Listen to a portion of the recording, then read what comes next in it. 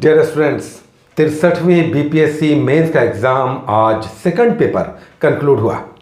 जो एग्ज़ाम दे चुके हैं वैसे स्टूडेंट्स जिन्होंने आज एग्ज़ाम दिया होगा और वैसे स्टूडेंट्स जो 64वीं के मेंस की तैयारी कर रहे हैं, साथ ही वैसे लोग जो बीपीएससी के लिए प्रिपरेशन कर रहे हैं, पीटी की तैयारी कर रहे हैं और कभी मेंस देंगे, ये सारे लोग इस पेपर को ज़रूर देखें, क्योंकि आज के इस पेपर से आपको पता चलेगा कि बीपीएससी किस तरह के ट्रेंड को फॉलो कर रहा है और आने वाले समय में आपको किस तरह की तैयारी करनी चाहिए।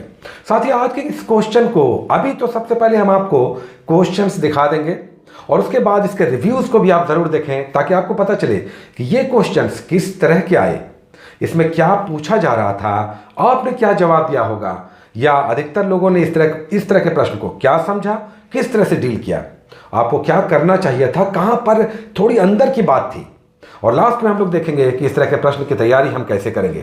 तो सारे लोग बहुत ही इंटरेस्टिंग आज का पेपर हम कहेंगे कि सरप्राइजिंग नहीं था, एक्सपेक्टेड था। जिस तरह का पैटर्न है पिछली बार उसी को इस बार भी फॉलो किया गया है। तो क्वेश्चन ऐसे थे जिसमें छात्रों ने जिन्होंने तैयारी अच्छा किया होगा अच्छे से लिखा भी होगा, इसमें अच्छे नंबर्स आएंगे। बल्कि कल जो हम लोगों ने रिव्यू किया था पेपर 1 को, उसी तरह के क्वेश्चंस इस बार भी आए। तो मतलब ये कि आपको घबराना नहीं है, एग्जाम में क्वेश्चंस वैसे आ रहे हैं जिसके आंसर्स आप दे सकते हैं, लेकिन जहां पर आपको सजग रहना है, जहां पर थोड़ा आपको ध्यान रखना है, वो भी कुछ ऐसे पॉइंट्स हैं जिसे आपको समझना है। और ये सबसे पहले इसके क्वेश्चंस को देख लेते हैं जो आज पेपर 2 63वीं मेंस का एग्जाम हुआ। देखिए, पहला क्वेश्चन जो है वो आपका इंडियन पॉलिटी में निर्वाचन आयोग इलेक्शन कमीशन से रिलेटेड है, जिसमें स्वतंत्र और निष्पक्ष चुनाव कराने के लिए निर्वाचन आयोग की भूमिका और साथ में वोटर आईडी से रिलेटेड एक टेल जोड़ दिया गया। ठीक है, स्टैटिक क्वेश्चन था, थोड़ा सा कंटेक्स्ट जोड़ा गया इसमें। ये आपका फिक्स क्वेश्चन था, आता है इलेक्शन कमीशन पे, सिलेबस में है, पहले भी क्वेश्चन आते रहे, तो ये क्वेश्चन ठीक था। दूसरा क्वेश्चन देखिए कि आप सहमत है कि भारतीय राजनीति आज मुख्य रूप से वर्णनात्मक हो गई, यानी विकास की राजनीति पर क्वेश्चन था। चलिए, इसमें भी आप लिख सकते थे, बाद में हम लोग बातें करेंगे कि इसमें क्या कुछ था और क्या होना चाहिए था। तीसरा क्वेश्चन देखिए, हाल के दिनों में भारतीय पार्टी की राजनीति पर क्षेत्रीयवाद, रीजनल पॉलिटिक्स पर यह क्वेश्चन था। यह भी जो पैटर्न है उसी तरह का क्वेश्चन है, पहले भी इस तरह के क्षेत्रीय रीजनल पॉलिटिक्स पर क्वेश्चन आते रहे हैं गठबंधन की राजनीति से रिलेटेड। उसके बाद चौथा क्वेश्चन देखिए, संविधान के और संवैधानिकता के बीच क्या अंतर है। संविधान और संवैधानिकता यानी कॉन्स्टिट्यूशन और कॉन्स्टिट्यूशनलिज्म में आपको डिफरेंस बताना था और फिर बताना था कि मूल संरचना, मूल ढांचे का सिद्धांत आ गया। ये हम लोगों ने अभी किया भी है हाल के दिनों में, तो ये क्वेश्चन हम लोगों वाला आया। चलिए, अच्छी बात है, इस पर काफ़ी स्टूडेंट्स ने लिखा होगा, ये भी क्वेश्चन लिखने वाला था। केंद्र प्रायोजित योजनाएं केंद्र और राज्यों के बीच विवाद का मुद्दा रही हैं, प्रासंगिक उदाहरणों सहित लिखें।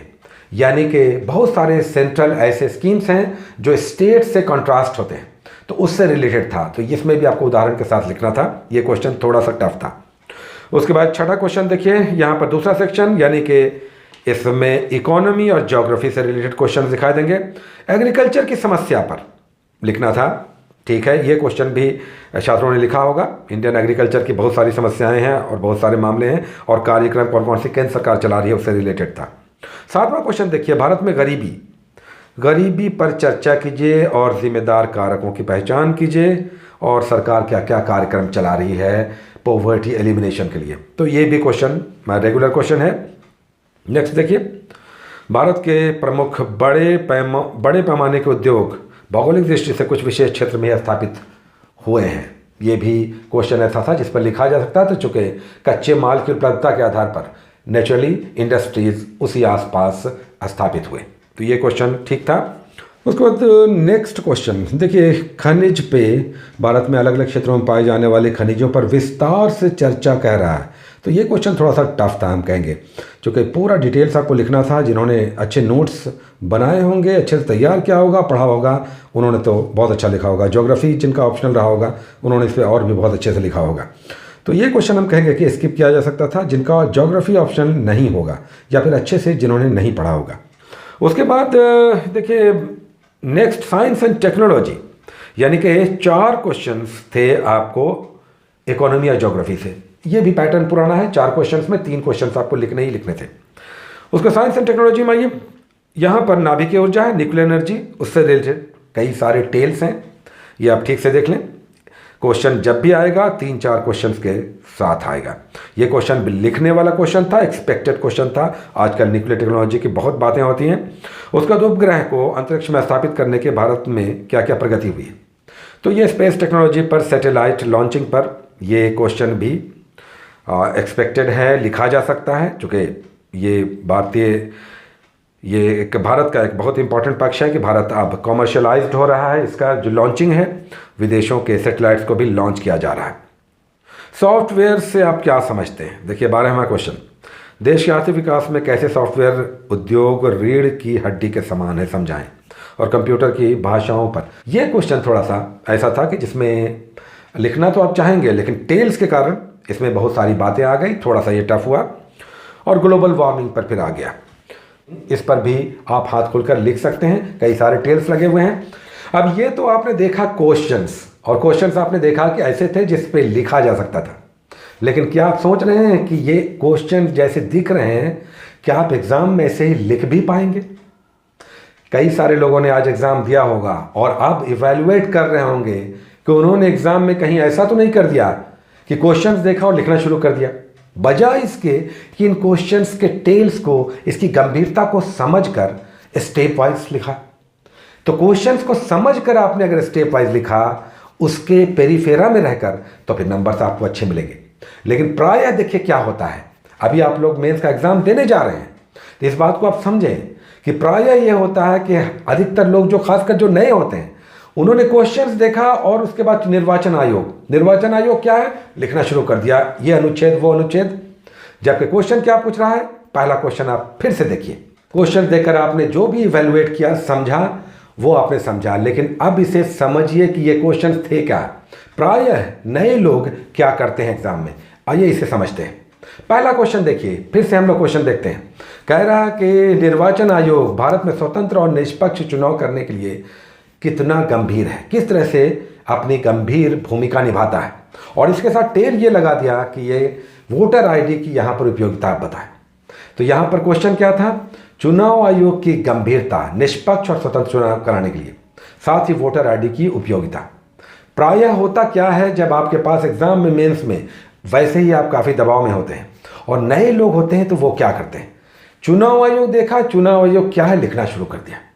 क्वेश्चन ये कह रहा है कि चुनाव आयोग कितना गंभीर है, इसका मतलब चुनाव आयोग किस तरह से स्वतंत्र और निष्पक्ष चुनाव कराने के लिए किस किस स्तर पर कार्य करता है, क्या क्या वो इंतजाम करता है, किस तरह से अपनी भूमिका को ज़्यादा प्रासंगिक बनाता है और स्वतंत्र और निष्पक्ष चुनाव कराता है, न कि किसी दल या क्षेत्र से प्रभावित होकर। और फिर वोटर आईडी की भूमिका, ये तो बहुत महत्वपूर्ण है, अलग से इस पर आपको लिखना था। तो ये पहला क्वेश्चन था कि आप चुनाव आयोग की भूमिका और वोटर आईडी की उपयोगिता, उसी इसके पेरीफेरा में, इसके अराउंड अगर आपने क्वेश्चंस को लिखा है, खोल कर लिखा है, तो 38 में से आपको 28, 29, 30, 32 तक मार्क्स आ सकते हैं, ये आप जान लें।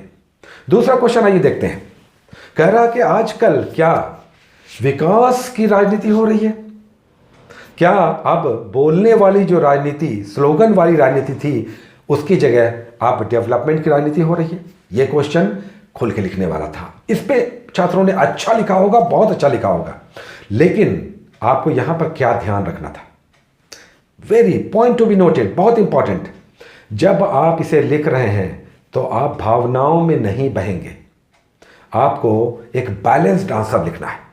मतलब ये कि अंततः आपको ये लिखना है कि भारतीय राजनीति, भारत आज विश्व में उदाहरण बन रहा है, तो भारतीय राजनीति उस दिशा में बढ़ रही है जहां पर सबका साथ, सबका विकास, सबके साथ मिलजुल कर चलने की, जिसमें देश आगे बढ़े, चाहे वो किसी भी दल या राजनीति की हो।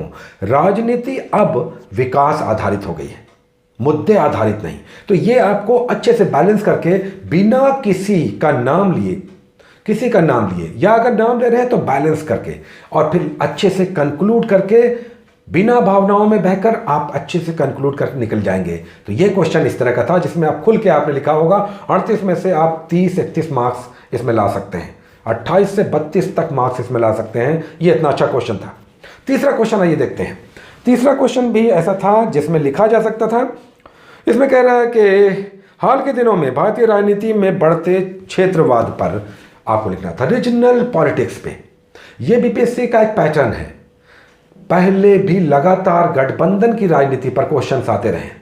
जब 90s के दशक में और फिर 2005 के आसपास तक किस तरह से गठबंधन की राजनीति चल रही थी, तब वहाँ पर अभी भी चलती है। तो रीजनल पॉलिटिक्स किस तरह से वहाँ पे काम करता है, तो ये सब आपको बहुत अच्छे से बैलेंस करके लिखना था। यहाँ पर भी छात्रों ने बहुत अच्छा लिखा होगा, ये क्वेश्चन भी लिखने वाला था, तो यहाँ तक आपको दिक्कतें नहीं आई होंगी। आइए नेक्स्ट क्वेश्चन देखते हैं कि वो क्या था। चौथा क्वेश्चन अगर आप देखें तो यहाँ पर कह रहा है कि भारत संविधान और संवैधानिकता के बीच क्या अंतर है। भारत के सुप्रीम कोर्ट द्वारा मूल ढांचे के बारे में गंभीरता से जांच करें।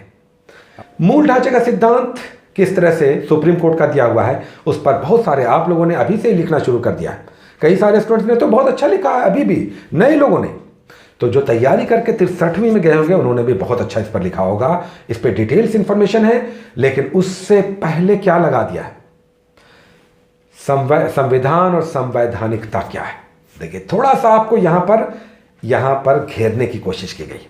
मतलब ये कि आगे बढ़ने से पहले जिसकी अच्छी जानकारी आपके पास है, उससे पहले आप अपना प्रूफ दीजिए कि आप जब स्पॉन्टेनियस राइटिंग करते हैं तो वहां पर आपकी कितनी अच्छी पकड़ है, भाषा, शब्दावली, राइटिंग्स, हैंड राइटिंग्स, तो पैराग्राफ चेंज करने की टेंडेंसी, तो ये सब आपसे पूछा जा रहा है। तो बहुत अच्छा यहाँ पर भी था, लेकिन इसमें जो पहले लगा दिया जो क्वेश्चन था फर्स्ट पार्ट, वो आपको घेरने वाला क्वेश्चन था। तो लोगों ने लिखा होगा, अच्छा लिखा होगा जिन्होंने पढ़ा है। नए लोग थोड़ी देर के लिए सोचने लगते हैं कि अब हम इसे क्या लिखें। तो एनीवे ये क्वेश्चन भी लिखने वाला था, लेकिन 3 क्वेश्चन जो पहले थे शुरू के, वो 3 क्वेश्चन ही सफिशिएंट थे, तो आपने उन तीनों पर ही हाथ खोला होगा तो बहुत अच्छा लिखा होगा। चौथे की नौबत ही नहीं आई होगी। अभी 5वां क्वेश्चन भी बाकी है। इंटरेस्टिंगली 3 ही लिखना है, चारों क्वेश्चन ऐसे थे जिस पर लिखा जा सकता था, आप 3 तो छांट चुके हैं। चलिए फिर भी 5वां क्वेश्चन देखते हैं कि वो क्या है। 5वां क्वेश्चन यहाँ पे कह रहा है कि केंद्र प्रायोजित योजनाएं केंद्र राज्यों के बीच हमेशा विवाद का मुद्दा रही हैं, प्रासंगिक उदाहरणों के साथ समझाएं। ये क्वेश्चन तो टफ आ गया। अच्छा हुआ कि हमने पहले ही 3 लिख लिया है, चौथे भी हम लिख सकते थे, इसकी आवश्यकता ही नहीं है। ये टफ क्वेश्चन है, चूँकि केंद्र और राज्य के बीच जो कंट्रास्ट है, जो डिस्प्यूट्स आ जाते हैं बहुत सारे मुद्दों को लेकर। अभी हम लोगों ने देखा फसल बीमा योजना बिहार ने अपने ढंग से इसे लागू किया है। ऐसे कई सारी योजनाएं हैं जो राज्य अपने ढंग से उसे लागू करते हैं। तो ये क्वेश्चन ऐसा था जिसमें हाथ नहीं डालना था। हाँ, जिनकी तैयारी अच्छी रही है, जो यूपीएससी की तैयारी करते हैं या और भी टॉपिक्स पे पकड़ बना के रखते हैं, उनके पास टाइम काफ़ी है, कंटेंट्स भी हैं, तो तैयार किया होगा तो डेफिनेटली बहुत अच्छा इस पर भी लिखा जा सकता है। लेकिन नए लोगों के लिए हमने कहा कि पहला 3 क्वेश्चन ही अच्छा था, लिखा जा सकता था, तो उस पर आपने बहुत अच्छा लिखा होगा। चलिए दूसरे सेक्शन में आते हैं जिसमें 4 क्वेश्चंस हैं और उसमें से 3 आपको लिखने हैं, और ये सेक्शन टफ है, यानी इकोनॉमी और ज्योग्राफी का। आइए देखते हैं कि छठा क्वेश्चन क्या है। यानी इकोनॉमी और ज्योग्राफी का सेक्शन जो सदा ही थोड़ा बहुत सोचने वाला हो जाता है। देखिए, वर्तमान में भारतीय कृषि की प्रमुख समस्याओं पर प्रकाश डालते हुए उन्हें दूर करने के सुझाव दीजिए, साथ ही भारतीय कृषि के विकास के लिए सरकार द्वारा चलाए गए योजनाओं को। ये क्वेश्चन तो अच्छा आ गया। क्वेश्चन भारतीय कृषि की समस्या अच्छा लिखा जा सकता है। जब आप मेंस की तैयारी करेंगे तो देखिए, बेरोजगारी, गरीबी, विदेश व्यापार, उद्योगों की रुग्णता, विनिवेश, उसके बाद आईटी उद्योग, फिर उसके बाद भारतीय कृषि। तो भारतीय कृषि तो एक बहुत ही पॉपुलर विषय है, इस पर बहुत कुछ लिखा जा सकता है। अच्छा क्वेश्चन निकल कर आ गया, आप बहुत अच्छा इस पर लिख सकते हैं। साथ ही केंद्र द्वारा इसके लिए कौन कौन सी योजनाएं चला रही हैं, तो मेंस की तैयारी आप करेंगे तो केंद्रीय योजनाओं को तो आपको पढ़ना ही होगा। तो ये क्वेश्चन 38 में 32 मार्क्स लाने वाला है, तो बहुत अच्छा इसमें लिखा जा सकता है। एक अच्छा क्वेश्चन, शुरुआत अच्छे क्वेश्चन से हुई है ज्योग्राफी इकोनॉमी के सेक्शन में, सेक्शन 2 में। चलिए देखते हैं कि नेक्स्ट क्वेश्चन कैसा था, इसको भी रिव्यू करते हैं।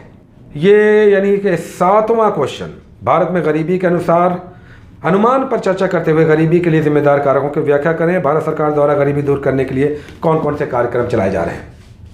ये क्वेश्चन तो थोड़ा सा टफ है, लेकिन मेंस की तैयारी करेंगे तो हमने कहा कि देखिए, बेरोजगारी, गरीबी, विदेशी व्यापार, उद्योग, रोजगार, कृषि, तो ये सब तो आपको करना है टॉपिक। तो रोजगार की समस्या, कैसे बेरोजगारी को मापते हैं और वो समस्या क्या है, सरकार कौन कौन से कार्यक्रम चला रही है, तो ये तो हमें पढ़ना है। तो ये क्वेश्चन भी ऐसा था। और इंटरेस्टिंगली ये क्वेश्चन अगर आपने अच्छे से लिखा तो मैथ की तरह इसमें आपको नंबर्स मिलेंगे, यानी आप 38 में 32 मार्क्स इसमें ला सकते हैं। तो ऐसे क्वेश्चंस को तैयार करके अगर आप जाते हैं एग्जाम में और डिलीवर कर देते हैं तो मैथमेटिक्स की तरह आपको मार्क्स मिलने वाला है। जीएस पेपर 2 अभी तक स्टूडेंट फ्रेंडली है।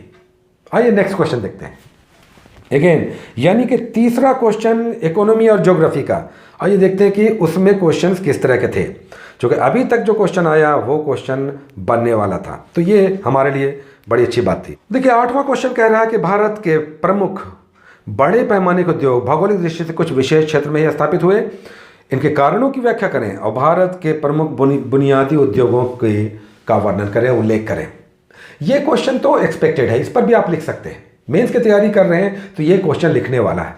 क्या इसमें है, कह रहा है कि कुछ खास क्षेत्रों में ही औद्योगिक जो आधारभूत उद्योग हैं स्थापित हुए, तो चाहे स्टील हो, पेट्रोलियम हो, कोयला हो, सीमेंट हो, ये सारे उद्योग वैसे क्षेत्रों में स्थापित हुए जहां पर कच्चे माल आसानी से मिल सकते थे और ट्रांसपोर्टेशन के साधन अच्छे रहे। तो ये सारे, अब आप अगर बोकारो में स्टील का टिस्को का खुला तो कारण ये था कि वहां पर अच्छा खासा ओडिशा का क्षेत्र था, झारखंड का क्षेत्र था, पश्चिम बंगाल का क्षेत्र था, कोयला भी आसानी से उपलब्ध था और कच्चा लोहा भी। तो ये तो नेचुरली कि वहाँ पर बड़े पैमाने पर उद्योग स्थापित हुए उड़ीसा के आसपास या फिर आंध्र प्रदेश में या कर्नाटक में। तो ये तो क्वाइट नेचुरल है कि उद्योग वहाँ पे स्थापित होंगे जहाँ पर कच्चा माल, बिजली, ट्रांसपोर्टेशन के साधन, मजदूर, सस्ते मजदूर आसानी से मिल जाएंगे। तो ये क्वेश्चन ऐसे थे जिस पर लिखा जा सकता था, हाथ खोल के आपने लिखा होगा, जिन लोगों ने तैयारी किया होगा अच्छे से। ये भी क्वेश्चन अच्छा क्वेश्चन था। 38 में 28, 29, 30 आप ला सकते थे। तो ये क्वेश्चन देख रहे हैं। नेक्स्ट आइए देखते हैं। अब आइए साइंस एंड टेक्नोलॉजी। दूसरा जो सेक्शन है, लास्ट सेक्शन, ये साइंस एंड टेक्नोलॉजी का सेक्शन है, यानी खंड 3 सेक्शन 3। इसमें आपको 4 क्वेश्चंस मिल रहे हैं, 2 ही लिखने हैं। साइंस एंड टेक्नोलॉजी क्वेश्चन लिखने वाले होते हैं। देखिए न्यूक्लियर टेक्नोलॉजी पर है, लेकिन देखिए क्वेश्चन क्या पूछा है, पूरे क्वेश्चन को समझते हैं। नाभिक ऊर्जा क्षेत्र में प्रगति हमारे देश के विकास में किस प्रकार के से सहायक है, विस्तार से समझाएं, एक्सप्लेन करना है। नाभिक ऊर्जा किस प्रकार से देश की कुल ऊर्जा के उत्पादन में सहायक है, चर्चा करें। और नाभिक ऊर्जा के सकारात्मक और नकारात्मक पक्ष को बताएं। ये क्वेश्चन न्यूक्लियर एनर्जी तो आप साइंस एंड टेक्नोलॉजी में करके ही जाएंगे। अभी हम लोग तैयारी कर रहे हैं, ये आप मान कर चलें, missile technology, nuclear technology, space technology, तो ये सब, ग्लोबल वार्मिंग, ये सब तो हम लोग करेंगे ही। तो ये आज जिन्होंने भी तैयारी किया होगा बहुत अच्छा तैयार करके गए होंगे, अच्छा लिखा होगा। क्वेश्चन भी, टेल्स भी एक्सपेक्टेड है। पूछ रहा है कि न्यूक्लियर टेक्नोलॉजी की महत्ता क्या है, क्या उपयोगिता है, साथ ही इसके सकारात्मक और नकारात्मक पक्षों को बताएं। तो ये क्वेश्चन भी ऐसा था जिसमें बहुत अच्छा लिखा जा सकता था, छात्रों ने अच्छा लिखा होगा। नेक्स्ट क्वेश्चन आइए साइंस एंड टेक्नोलॉजी के देखते हैं। 4 क्वेश्चन इसमें है। पहला क्वेश्चन हम लोगों ने देख लिया है। दूसरा क्वेश्चन जो है वो है उपग्रहों को अंतरिक्ष में स्थापित करने के क्षेत्र में भारत ने क्या प्रगति की है। एक से अधिक उपग्रहों को एक साथ अंतरिक्ष में भेजे जाने के सकारात्मक और नकारात्मक पक्ष को स्पष्ट करें। भारत इस क्षेत्र में प्रवेश करने से देश की अर्थव्यवस्था को मजबूत करने में किस प्रकार सहायता मिली है। देखिए ये क्वेश्चन जो स्पेस टेक्नोलॉजी से रिलेटेड है, सैटेलाइट लॉन्चिंग से, इसमें तो काफ़ी कुछ प्रगति हुआ है। इसरो ने लंबी छलांग लगाई है, न सिर्फ स्पेस में बल्कि टेक्नोलॉजी के स्तर पर भी और कॉमर्शियली भी। इसरो ने बहुत सारे ऐसे कार्य किए हैं कि अब भारतीय अर्थव्यवस्था के क्षेत्र में ये एक बहुत बड़ी छलांग है। इसरो अब सेल्फ डिपेंडेंट हो रहा है, ये खुद कमाई करने का बहुत बड़ा साधन बन रहा है। दूसरे देशों के सैटेलाइट को 24, 30, 28 ऐसे सैटेलाइट्स एक बार में लॉन्च हो रहे हैं।